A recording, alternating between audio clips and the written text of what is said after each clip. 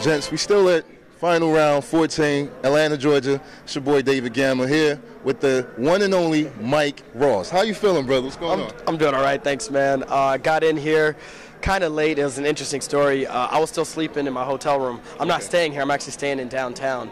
And then Combo Fiend woke up before me, and he checked his phone. He's like, let me just check the stream. They're already playing Street Fighter. So I'm like, oh, snaps. And the hour changed. You know, I wasn't aware of the time change. So we were, like, running extra late. Jumped in the shower super quick, came down, and just literally went on stage to play the match. So, but I'm having a good time. Awesome. I mean, you know, it's good that you're here, of course, because you're still in the tournament. Like, what tournament are you in right now? Well, I just finished top 8 in Street Fighter 4, and now we're about to do top 16 for Marvel. I'm about to lose right away. I'm not good in that game at all. I don't even know how I got top 16, but I'm happy I'm there. I mean, you guys know how Mike is. He's so humble. He's never going to, admit that he's a beast. He's doing quite well. There was lots of gamers showed up, lots of gamers signed up, and top 16, top 50 in my opinion, it's still a pretty decent, a decent way to place. So speaking of Street Fighter, by the way, we just witnessed the grand finals. How do you feel about that? How was the matchup?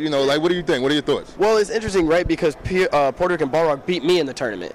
And when he beat me the first round, I felt so outplayed and outclassed. And I told him, I was like, you're the best in the galaxy. This is clearly the best Balrog I've ever played against. And I mean, I've played him before, and I've done very well against him. But this, for some reason today, I was like, I did not know how to beat him. I didn't even want to try to think about beating him. If you notice, I started turtling in one of the matches, and I was like, I don't want to do this. So then I just kept going at him, and he beat me. But in the grand finals, I had heard that Tokido put him in losers. And then somehow he switched it up. He came over to us and just asked us one question: how do I get out of Akuma's jumping short or something? And we're like, just do this. And I mean, he didn't really get put in that situation too much, but he's just some reason beat him bad.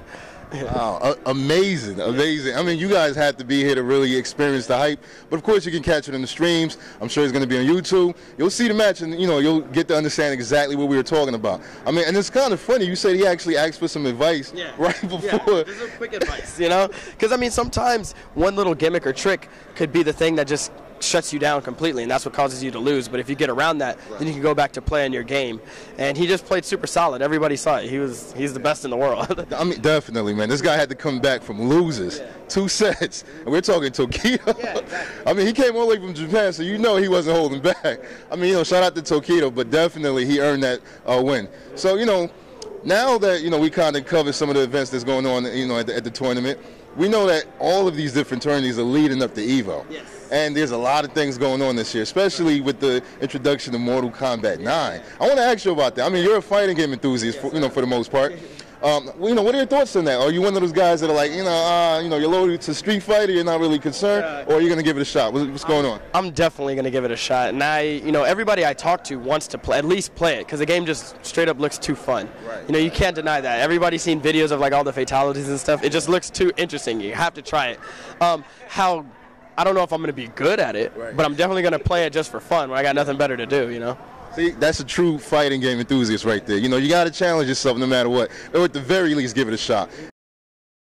And you know what? This is my first tournament in such a long time. But this guy, he goes to like every tournament, everywhere. So speaking of that, I'm sure you've seen a lot of things change throughout the years. It seems like every tournament, an influx of players are coming out. What are your thoughts about that? Are you excited? Do you feel like it's a great thing? Or do you feel like, hey, just some more players but less competition? Like, what do you think? Oh, no, it's the greatest thing, Every year it needs to get bigger, it needs to get better, it needs to be more people. Right. And, I don't even care if people are entering tournaments. It's just more people are just coming to watch or something, or there's higher numbers on the stream. That's what matters most.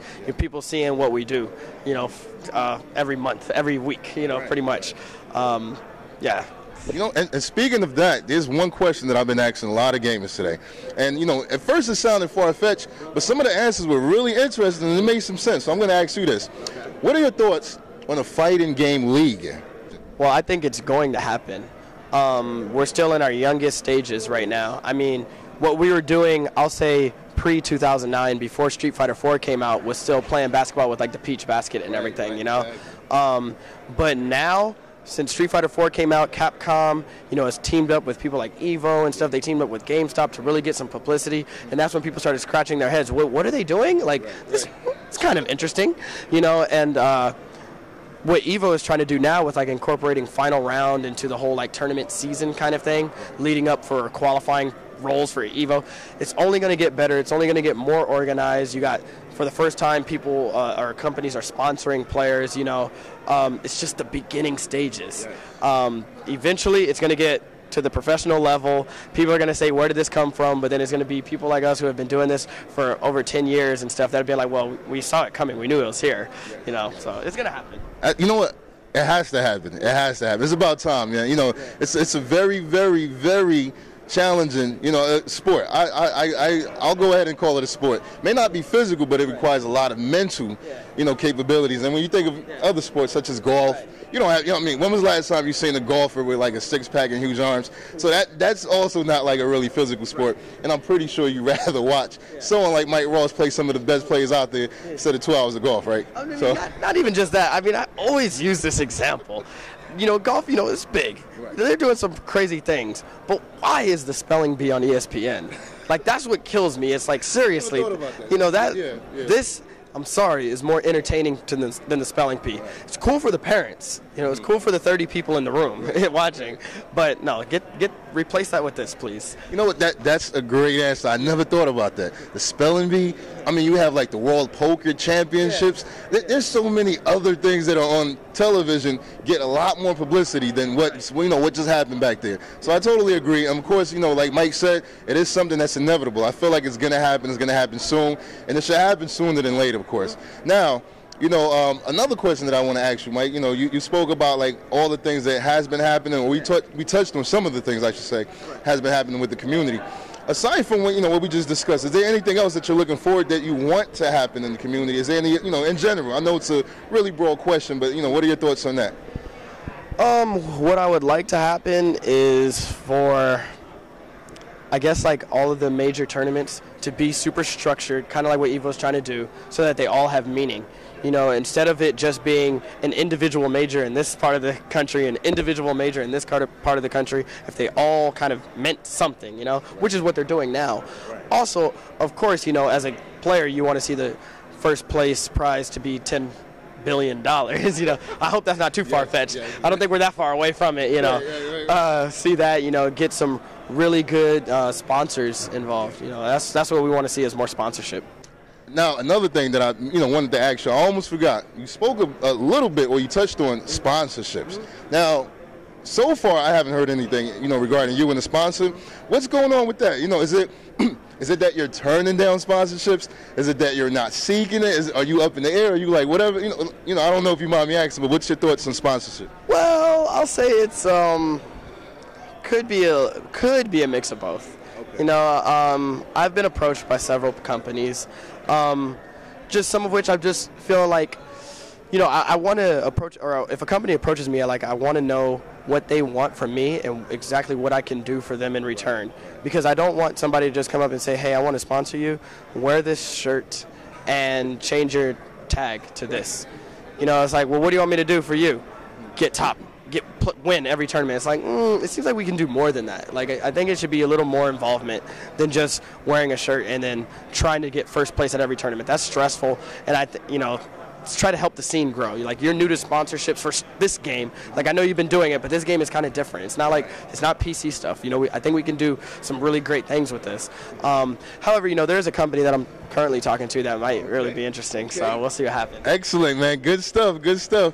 You know, and I'm happy he touched on that. You know, because a lot of sponsors that are out there, a lot of corporate sponsors or corporate investors that don't know much about the fighting game community, their thoughts is just strictly marketing and business. And as Mike said, you know, you really have to interact with the gamer. You know, allow them to express maybe what they want as well. So this way, there's a mutual understanding, and the flow is a lot better than, you know, some of the sponsorships that I've heard of and some of the complaints some gamers have made. So now, there's a few more questions I want to ask.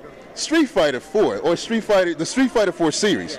With Marvel vs. Capcom 3, some gamers have said, okay, I'm done with Street Fighter. Some gamers have said, okay, I played Marvel and I'm done with it already. Like, I don't like it.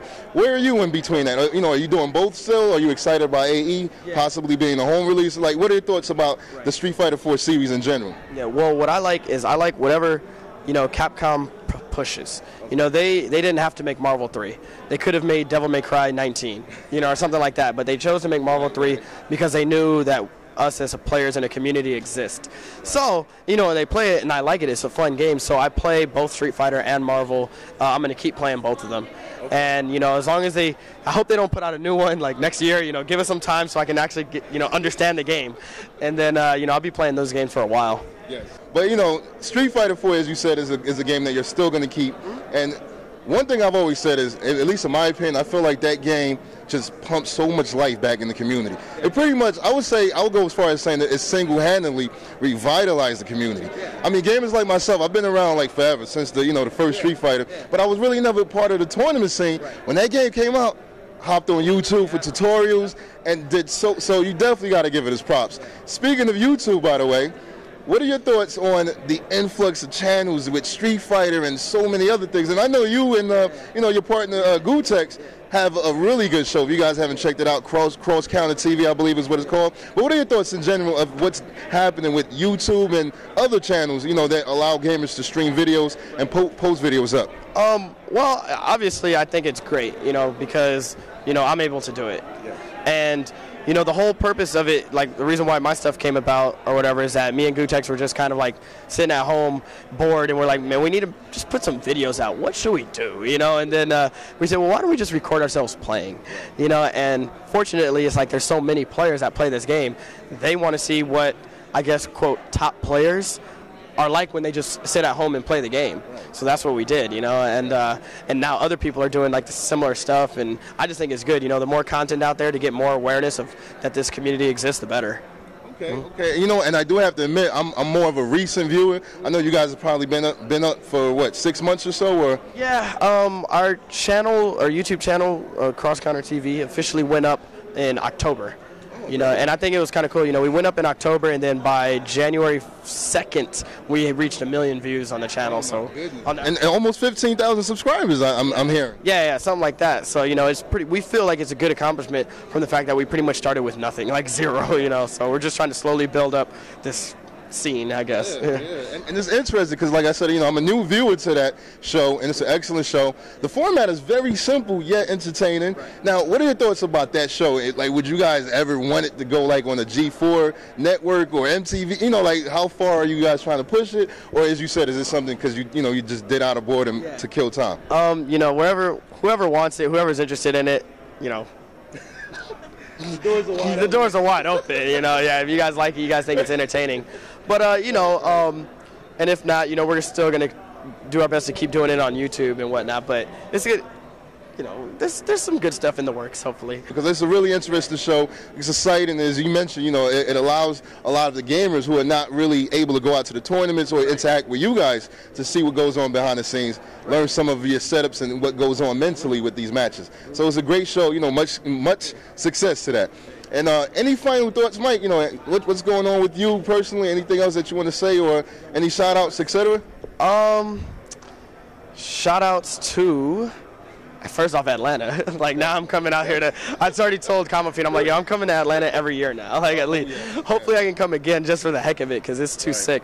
You know, we're staying in downtown, so we're trying to get the full Atlanta experience. Are you like in the front zone? You know, we call I don't know yet. That's what I'm saying. Is it the hood? Is it the hood? Okay. So you don't see the 30-inch rims. But you know what's funny is, like, me and Common were talking, we're like, yo, that's the area we're trying to hit up tonight. We're trying to get it in. We need, you know, if we don't make it back to LA, so what? You know, we lived it up in Atlanta. Right. You guys had chicken and waffles. We were supposed to go there today, but I told you about the whole oversleeping thing. But my flight is at 3 o'clock tomorrow, so we're hitting it up. We're hitting it. Gladys Night Chicken and Waffles. Yes. That is the spot. That's why I'm here. Yes. You know, the first day when we came here, and we ate at Southern Kitchen or something like that. Okay. And then I was like, yo, I don't even want to go to the tournament anymore. I just want to live the Atlanta lifestyle. Yeah. You know, everybody's so nice.